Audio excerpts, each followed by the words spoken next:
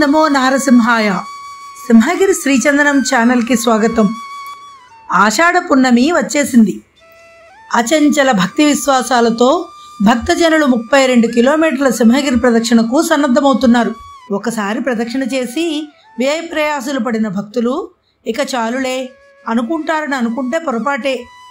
ప్రతి సంవత్సరం లక్షల సంఖ్యలో పెరుగుతున్న భక్తుల రద్దీయే ఇందుకు సాక్ష్యం. ఈసారి గత ఏడాది కంటే అధికంగా భక్తులు హాజరవుతారనే అంచనాతో జిల్లా అధికార యంత్రాంగం పకడ్బందీగా ఏర్పాట్లు చేస్తోంది. సింహగిరి ప్రదక్షిణకు వస్తున్నారా? అయితే వీడియో మీకోసమే.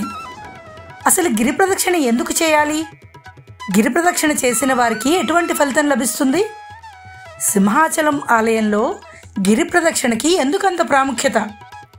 1000 ఏళ్ల నుండి కొనసాగుతున్న ఈ గిరి ప్రదక్షిణ ఎలా చేయాలో తెలుసుకోవాలంటే ఈ వీడియో ఎక్కడా మిస్ కాకుండా చివరి వరకు చూడండి. భారతీయ సనాతన సాంప్రదాయంలో ప్రదక్షిణకు ఎంతో ప్రాముఖ్యత ఉంది. ప్రతి ఆలయంలోనూ ప్రతి పూజలోనూ ప్రదక్షిణ అనేది తప్పనిసరిగా ఉంటుంది. యాని కాని చ పాపాని జన్మాంతర కృతాని చ తాని తాని ప్రణశ్యంతి ప్రదక్షిణ పదే పదే. ఈ మంత్రం ప్రదక్షిణకు హిందూ ధర్మం ఇచ్చిన విలువను తెలియజేస్తోంది. ఈ మంత్ర పఠనం చేస్తూ ఆలయంలో కానీ ఆత్మ ప్రదక్షిణం కానీ చేస్తే మన కర్మలన్నీ తొలగిపోతాయని శాస్త్రం తెలుపుతోంది. ప్రదక్షిణ అనేది త్రిగుణాత్మకమైన సత్వ రజస్తమో గుణాల నుండి మనల్ని విముక్తి చేస్తుందట. సవ్య దిశలో ప్రదక్షిణం చేయడం మనల్ని తప్పనిసరిగా భగవంతునికి దగ్గర చేస్తుందని పెద్దలు చెబుతారు. ప్రస్తుత రోజుల్లో మనం తరచుగా వింటున్న పాజిటివ్ ఎనర్జీ అనేది పొందాలంటే ఉదయం కానీ సంధ్యవేళలో కానీ ఆలయ ప్రదక్షిణ చేయాల్సిందే. అలా చేయడం వల్ల మనకు వ్యాయామం జరిగి ఆరోగ్య ప్రయోజనాలతో పాటు ఆధ్యాత్మిక మానసిక ప్రశాంతత చేకూరి మానసిక ఒత్తిడిని దూరం చేస్తుంది. మరి సింహగిరి ప్రదక్షిణ ఎప్పుడు చేయాలి, ఎలా చేయాలి, ఎందుకు చేయాలి అనే విషయాల్ని ఇప్పుడు తెలుసుకుందాం. సింహగిరి ప్రదక్షిణ చేయడం అనేది 12వ శతాబ్ది నాటికే ఉన్నట్లు చరిత్ర చెప్తోంది. సింహాచల ఆలయ శాసనాలలో దీనిని గ్రామ ప్రదక్షిణగా పేర్కొనడం జరిగింది. ఆషాఢ శుద్ధ చతుర్దశి నాడు ప్రదక్షిణ ప్రారంభించి పౌర్ణమి నాటి ఉదయానికి పూర్తి చేయాలి. సింహాచలేసుని తొలిపావంచ వద్ద టెంకాయ కొట్టి ప్రదక్షిణ ప్రారంభించాలి. చెప్పులు లేకుండా కాలి నడకన సుమారు 32 కిలోమీటర్లు ఈ ప్రదక్షిణ చేయాల్సి ఉంటుంది.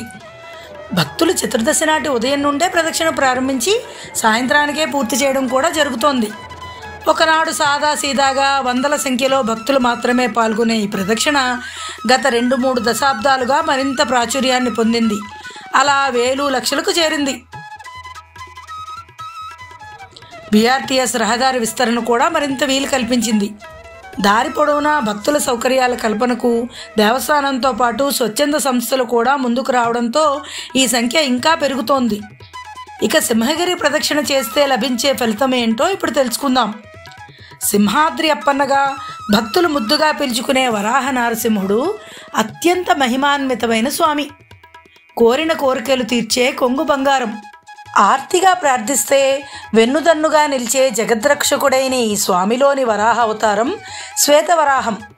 మనుధర్మశాస్త్ర ప్రకారం 14 మన్వంతరాలలో ఇప్పుడు నడుస్తున్నది వైవస్వత మన్వంతరం అని మనం పూజలలో చెప్పుకునే సంకల్పం ద్వారా తెలుస్తోంది. వైవస్వత మన్వంతరానికి అధిపతి శ్వేతవరాహస్వామి. భూమిని ఉద్ధరించిన వరాహ అవతారం, భక్తుని రక్షించిన నారసింహ అవతారాల కలయికతో శ్రీహరి సింహగిరిపై వెలిశాడు. అందుకే ఈ స్వామిని దర్శించిన, స్వామి వెలసిన సింహగిరికి ప్రదక్షిణ చేసిన కోరిన కోరికలు నెరవేరడంతో పాటు భూప్రదక్షిణ పుణ్యఫలం లభిస్తుందని పండితులు చెప్తారు.